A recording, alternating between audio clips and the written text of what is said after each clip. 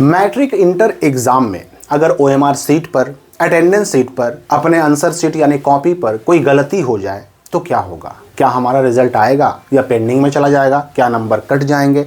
आखिर किस गलती का हमारे रिजल्ट पर क्या असर पड़ता है, इसकी मैं बिल्कुल स्पष्ट जानकारी देने वाला हूं आपको इस वीडियो में, ताकि आप टेंशन फ्री हो सकें। अगर आप इंटर का एग्ज़ाम दे चुके हैं तो टेंशन फ्री हो सकें, मैट्रिक एग्ज़ाम दे रहे हैं या दे चुके हैं तो आप टेंशन फ्री हो सकें। इस वीडियो को देखने के बाद ये चीज़ तो कम से कम 100% होगा।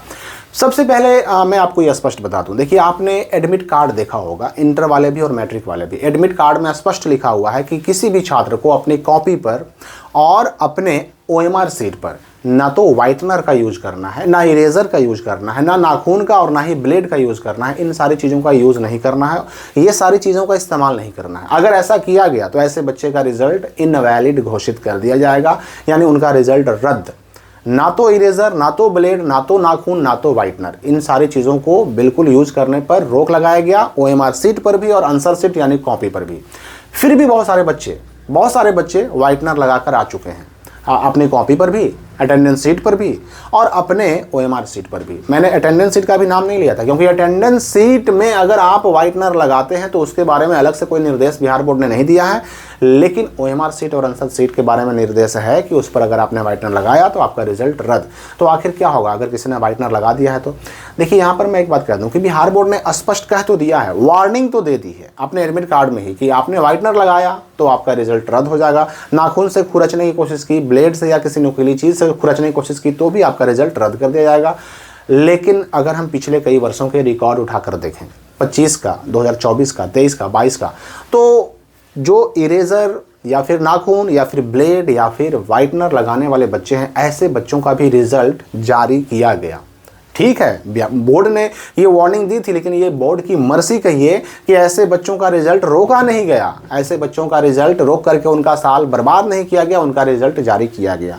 तो इसलिए 26 में भी जिन्होंने ये गलती कर दी है उनका भी रिजल्ट जारी होने की संभावना है।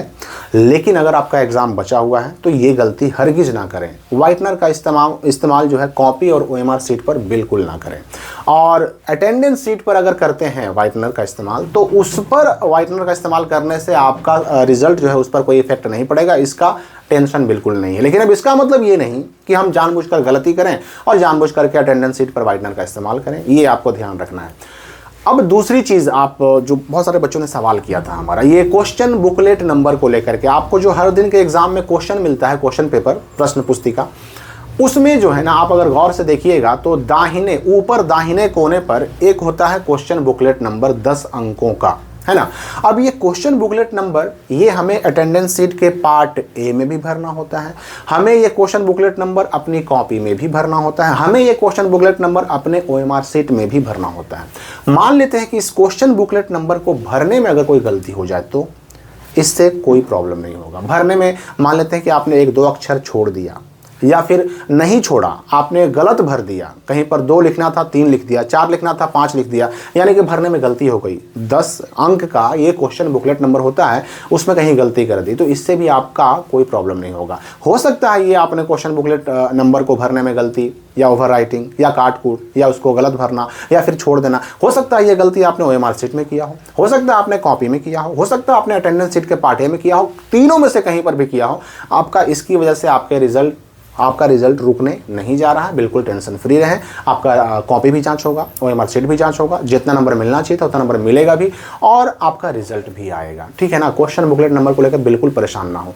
सेट कोड का जो मामला है, सेट कोड भी बहुत सारे बच्चों ने, अब अगर हम सेट कोड की बात करें तो कॉपी में भी भरना होता है सेट कोड, आपका जो है ओएमआर सीट में भी भरना होता है सेट कोड, और अटेंडेंस सीट के पार्ट बी में भरना होता है सेट कोड। लेकिन अगर सेट कोड भरने में मान लेते हैं हमको सेट ए मिला, हमने बी भर दिया, हमको सी मिला, हमने एफ भर दिया, यानी हमने सेट दूसरा भर दिया, या फिर ऐसा भरा कि हमने भरा तो जरूर लेकिन सही गोलक को गोल नहीं किया, गोलक सही गोल किया लेकिन जो बॉक्स में फिल करना था सेट का नाम ABCD लिखना था EFGHIJ तो हमने वो गलत लिख दिया। तो उस केस में भी देखिए अब बिहार बोर्ड ने उसका भी तोड़ निकाल लिया, उसका भी उपाय निकाल लिया। उपाय क्या है? उसका उपाय है एब्सेंटी सीट, जिसको हिंदी में कहते हैं अनुपस्थिति पत्रक।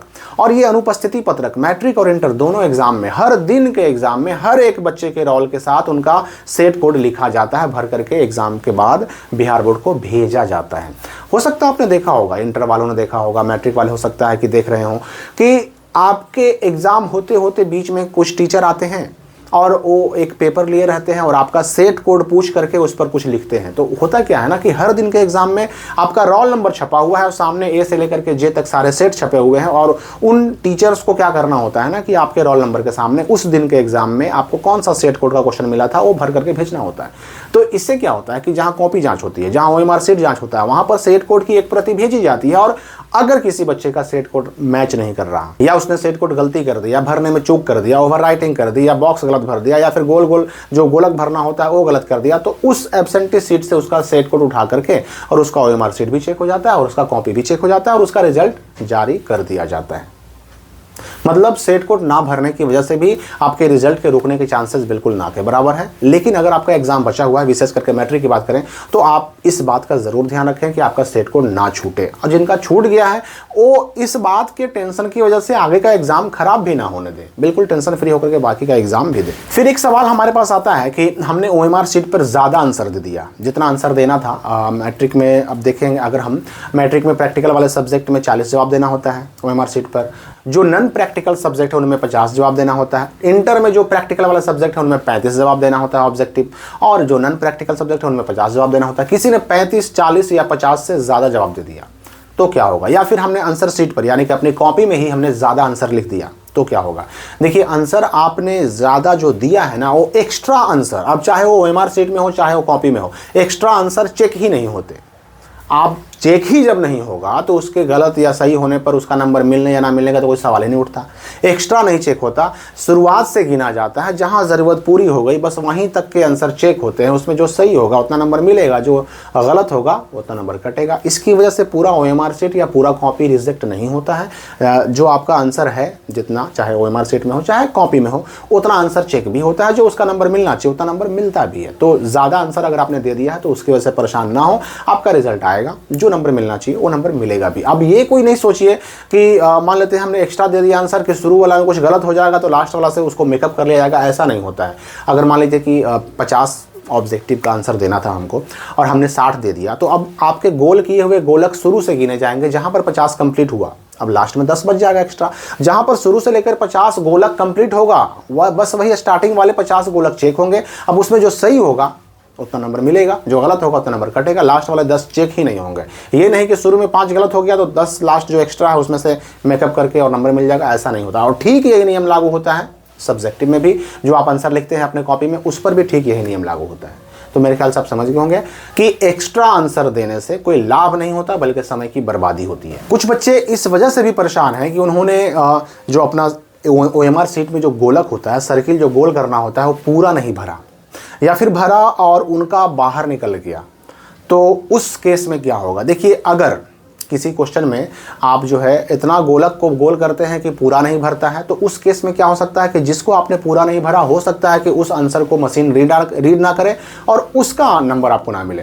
लेकिन अगर बाहर निकल जाता है तो बाहर निकलने की स्थिति में भी वो बगल वाले गोलक से टच नहीं ना कर रहा है, इस बात का ध्यान रखा जाता है। अगर बगल वाले से टच कर रहा है तो सिर्फ उसी क्वेश्चन को इनवैलिड माना जाता है और उसका नंबर नहीं मिलता। अब इन दोनों गलतियों की वजह से आपका पूरा OMR सेट रिजेक्ट नहीं होता, बाकी के क्वेश्चन का आंसर चेक भी होगा, जो नंबर मिलना चाहिए वो नंबर मिलेगा भी।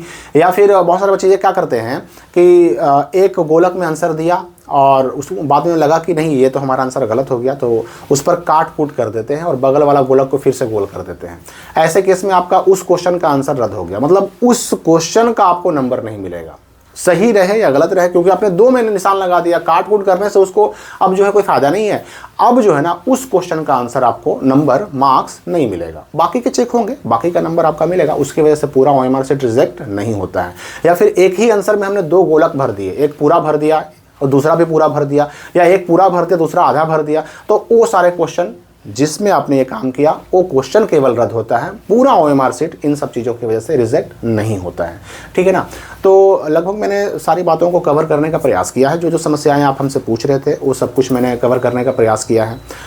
अब यहाँ पर मैं लास्ट में ये भी स्पष्ट कर दूं कि OMR सीट में जो चीज़ें आप और लिखते हैं, जैसे कि उस पर सेंटर का नाम लिखना होता है और उस पर अपना साइन करना होता है, इन सब चीज़ों में भी गलती होने से रिजल्ट पर कोई फ़र्क नहीं पड़ता, क्योंकि बिहार बोर्ड को जो चीज़ें चाहिए ऑलरेडी वो अपने पास उसकी सुविधा उपलब्ध करवा लेता है। कॉपी में भी फ्रंट पेज में आप अपना साइन करते हैं, सब्जेक्ट का नाम लिखते हैं, एग्जाम डेट लिखते हैं, इसके अलावा सेट कोड लिखते हैं। ये सारी चीज़ों में अगर गलती हो जाए, ओवर राइटिंग हो जाए, काटकूट हो जाए, तो उससे कोई प्रॉब्लम नहीं होता है। OMR सीट और आंसर सीट यानी कॉपी, इन दोनों में जो व्हाइटनर का मामला था वो मैंने स्पष्ट कर दिया शुरू में ही कि व्हाइटनर की वजह से पहले रिजल्ट पेंडिंग नहीं हुए हैं। अब देखिए इस साल क्या होता है, इस साल भी चांसेस है कि ऐसे बच्चों का रिजल्ट निकाल करके उनका साल बर्बाद होने से रोक लिया जाएगा। तो आगे अभी और भी अपडेट्स आने जा रहे हैं। तो आपका एग्जाम कैसा गया है, कितने मार्क्स की आप उम्मीद कर रहे हैं, कमेंट करके हमें भी बताइए। हम मिलेंगे अगली वीडियो में नए अपडेट के साथ।